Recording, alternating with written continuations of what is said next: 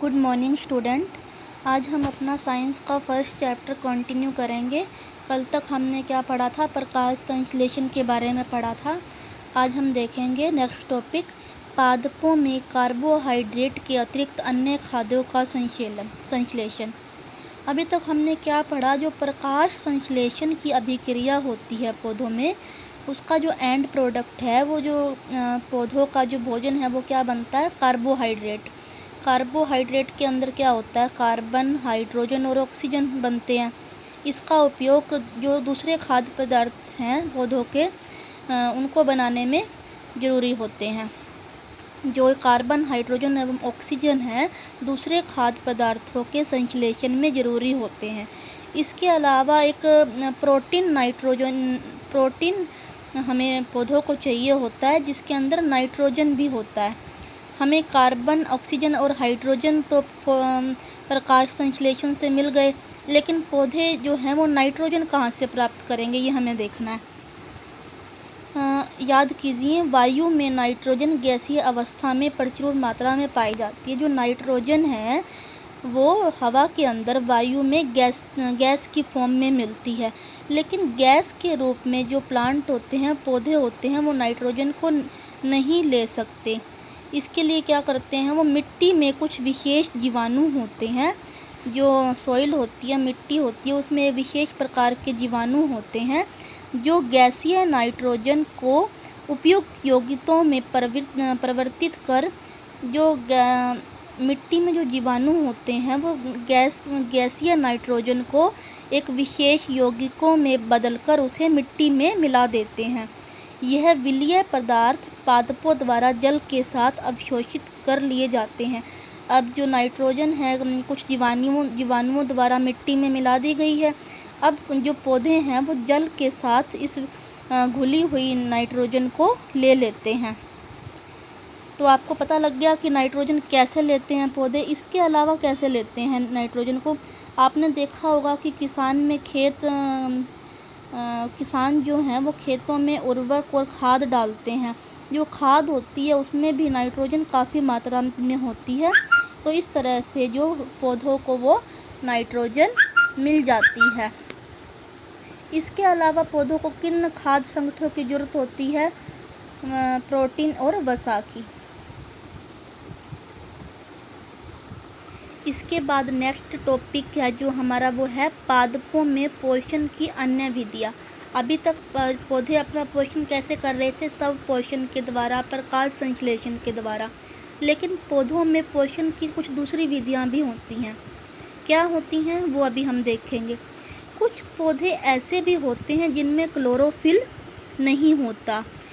इस तरह के पौधे अपना भोजन खुद नहीं बना सकते, अपना भोजन खुद संश्लेषित नहीं कर सकते। तो वो कैसे जीवित रहते हैं? पौधों, जो इस तरह के पौधे हैं वो मनुष्य और प्राणियों की तरह ये पौधे जो है अपना भोजन बनाने के लिए, अपना फूड बनाने के लिए दूसरे पौधों पर निर्भर कहते हैं। इस तरह के जो भोजन बनाने की प्रणाली होती है उसे क्या कहते हैं? विषम पोषी प्रणाली कहते हैं। अभी आपको एक पिक्चर दिखाई गई है। इसके अंदर क्या है? इसके अंदर एक पेड़ दिखाया गया है काफ़ी बड़ा, और इसके ऊपर एक येलो कलर की, पीले रंग की कुछ रस्सी के आकार की रस्सी के आकार की संरचना इस पेड़ पर है।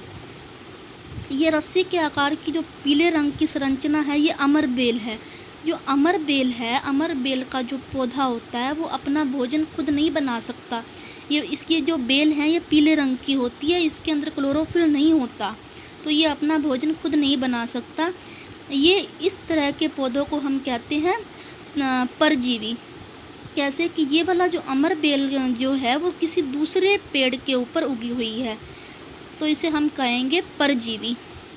प्रकार हम ये कह सकते हैं जो अमरबेल का पौधा होता है वो परजीवी होता है। वो अपना भोजन दूसरे पेड़ से, दूसरे पौधे से प्राप्त करता है, जिसके ऊपर ये आरोहित होता है, जिसके ऊपर ये उगा होता है, जिसके ऊपर ये आरोहित है, वो उस पौधे से, उस पेड़ से अपना भोजन लेता है।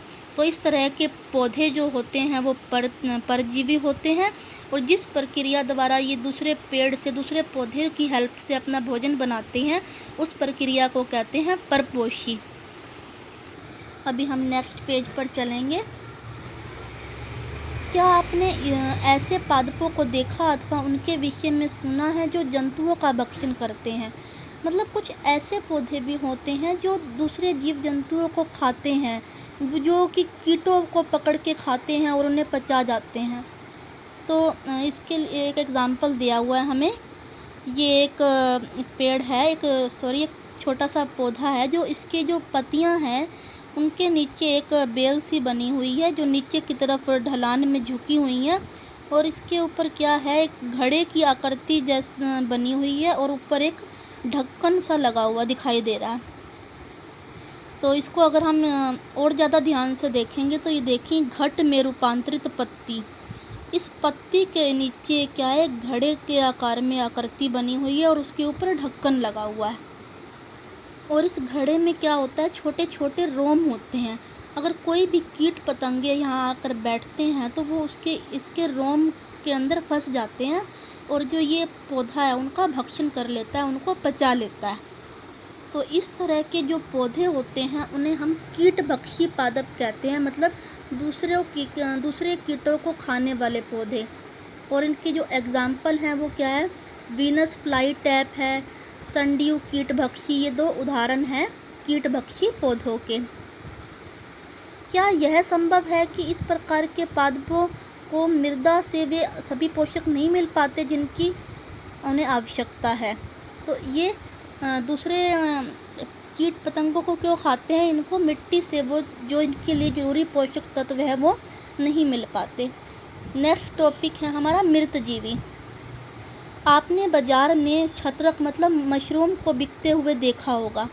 बारिश के दिनों में, वर्षा के दिनों में वृक्षों पर सड़ी गली, टूटी टहनियों अथवा तनों या छाल पर छाते के समान संरचनाओं के गुच्छे भी आपने देखे होंगे। आइए देखें कि जीवन यापन हेतु इन्हें किस प्रकार के पोषकों की आवश्यकता होती है। तो आप देखते हैं कि रेनी डेज़ में, बारिश के दिनों में क्या होता है कि जो वृक्षों के टहनियाँ होती हैं गली सड़ी, उस पर कुछ एक संरचना सी बन जाती है, कुछ गुच्छे बन जाते हैं, ठीक है। तो जो ये छोटे छोटे संरचना या गुच्छों के समान बन जाती है, ये कैसे उगती हैं, इनको किस तरह का पोषक चाहिए होता है, ये हम देखेंगे। तो नेक्स्ट पेज पर हम देख रहे हैं कि ये छत्रक के पैकेट मतलब मशरूम के पैकेट दिखाए गए हैं, और गली सड़ी वस्तु पर उगा छत्रक।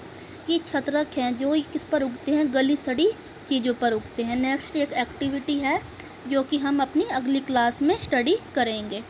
तो आज के लिए स्टूडेंट इतना ही, कल हम आगे जो बचा हुआ चैप्टर है वो कंप्लीट पढ़ लेंगे। Thank you and have a nice day.